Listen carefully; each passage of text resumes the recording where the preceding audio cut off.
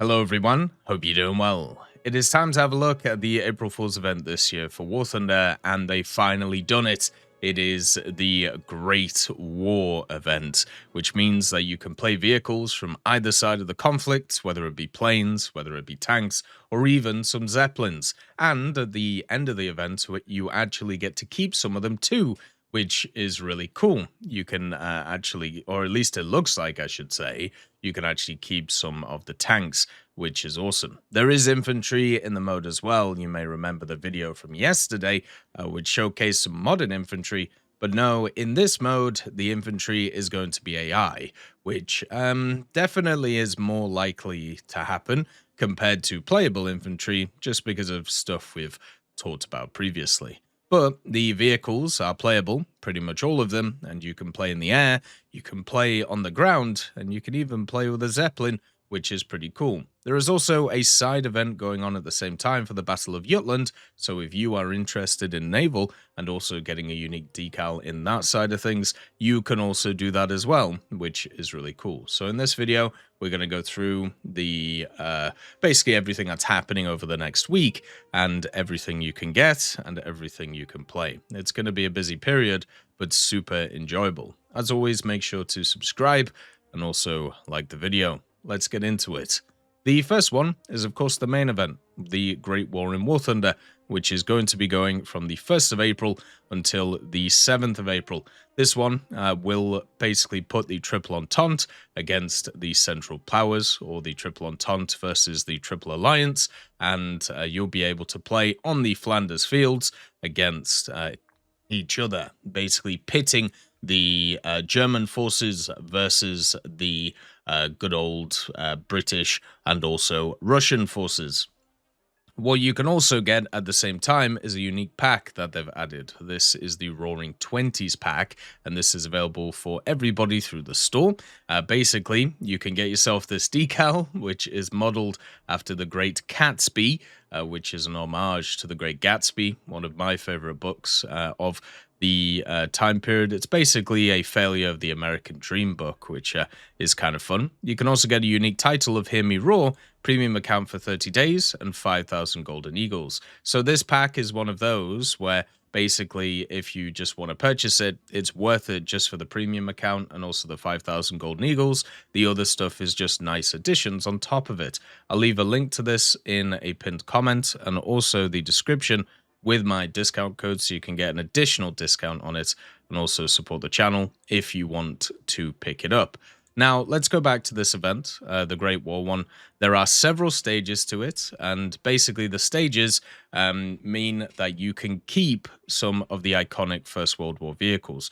You can see here that you can actually get them completely. These are added to your tech tree after you obtain them, meaning you can keep and use them in regular battles even after the event ends, which is just amazing. It's just really cool. And it's also something that we've talked about before, how they should have added these in as event vehicles and on their own. And what we'll do is we'll do a specific video showcasing all of these vehicles in a different setting, just to kind of show you all their characteristics. But one of the things that they have done is they have basically improved their mobility compared to what they were in a standard way. So they should be a little bit quicker to move around and a little bit easier to turn. But the way that you get these is through 6 stages on each side. So you do have to play each side of the kind of event. So, the German side and then the Entente side to be able to get all of the vehicles. It's 5,000 mission points per side. I'm guessing there's no bonuses or anything like that, but it's still not a ton, right? Like, it's not a massive amount that you have to do. And then each stage does start every day. So you don't have a break on this event. It is a week long, and it is basically playing the same mode over and over again, which you'll find in the events tab, but just understand that that's how it's going to go. So 5,000 mission points each side, so basically 10,000 mission points per day, if that's what you want to complete, because obviously it's 5,000 but times by 2. And you won't get all of the vehicles that are available in the event because some of them will be in Aces of Thunder, and they obviously want to promote that game. That's the VR game, which is coming out for the kind of Gaijin products, and it's going to be available on Steam and I think PlayStation. You can also get yourself the Great War loading screen, which is really cool if you play at least one battle. You can also obtain all of these as well for GE if you want to, all of the stages which are available, so at least there's that if you want to do that too. So you can see here the obtainable vehicles for the Triple Entente. So this is kind of the British, the French, and the Russian side of things. You have the Mark V, the Saint-Chamond, the Garford, and also the HP-12, which is really cool. And you can also get the Stormbreaker decal and the Great War Veteran title. For the German Empire side, you have the A7V, which is, you know, the classic German vehicle. You have the Butte Panzer Mark IV, or the Butte Panzer.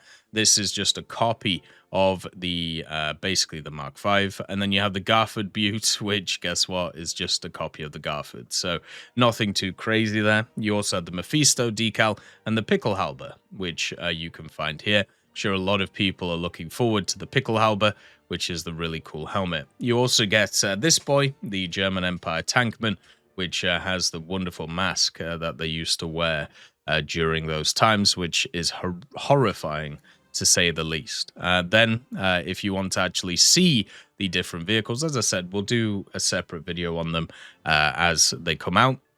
You can see here's the Mark V with the standard turrets on the side and the machine guns.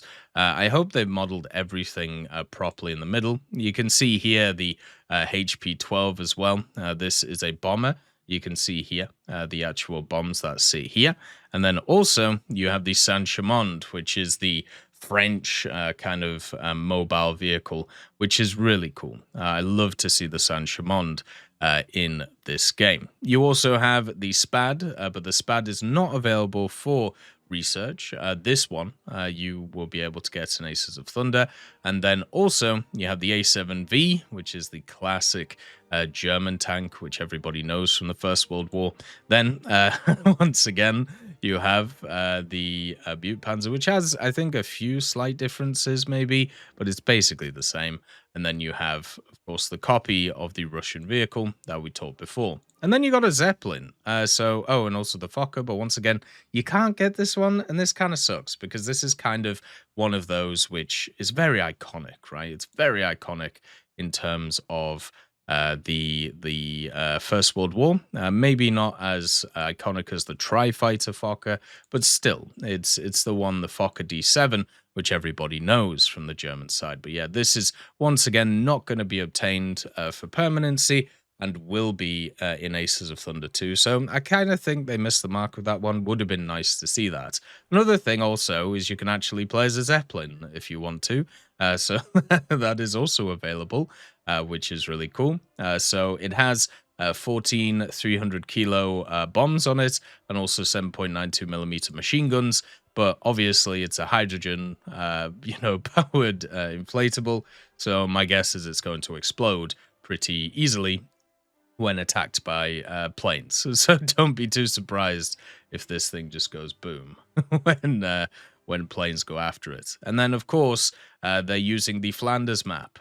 This is a different version of Flanders than you are used to when it comes to the actual game. Flanders was added, I think, last year or the year before, and it comes in two separate variants. You have like the modern day Flanders, and then you kind of have the World War I Flanders, but this one is a much more mucky version of Flanders, which, if you know about Flanders in the First World War, it was basically a death sentence. It was a horrific place to be, very similar to the Somme, very similar to Ypres, very similar to many of the other major battlefields, and you'll be able to experience it in the game of War Thunder 2. And then here comes the infantry. So, as we talked about before, the infantry is actually going to be AI, and they're going to be wandering around the trenches that are here, and I think that's actually really cool. They do have some pictures of them throwing grenades and stuff, but something tells me they're not going to be able to. One of the cool things that you can actually see from the pictures is they're actually using and wearing authentic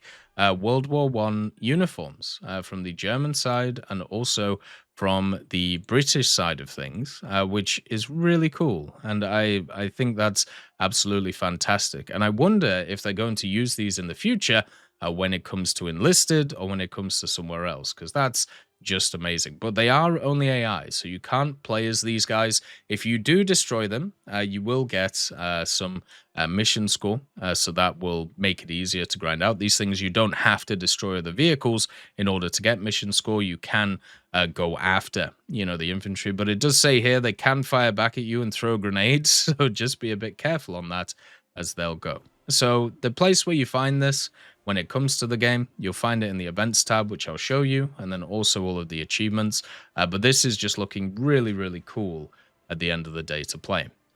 If you're interested in the Battle of Jutland, this is going from the 1st of April to the 7th, and basically it's in the events tab once again, going from the 1st to the 7th of April. What they've done is they've actually pushed both the kind of historical vehicles against each other, and since we have so many of them in the game right now, it is kind of interesting to see. You have ones that you can start with, and then other ones that you have to unlock using spawn points while you go on and do some damage, and then you can get yourself the glorious memory of the Battle of Jutland decal if you get 20,000 mission points in this over the period of time. So you don't have to do it all on one day, but it would be nice to do, so it frees you up for the rest of the stuff which is around. So if we have a look at where the things are in the game, just to show you really quick, basically, if you want to find the events, you just click this tab over here, or you can go to the events and tournaments tab, which is right here.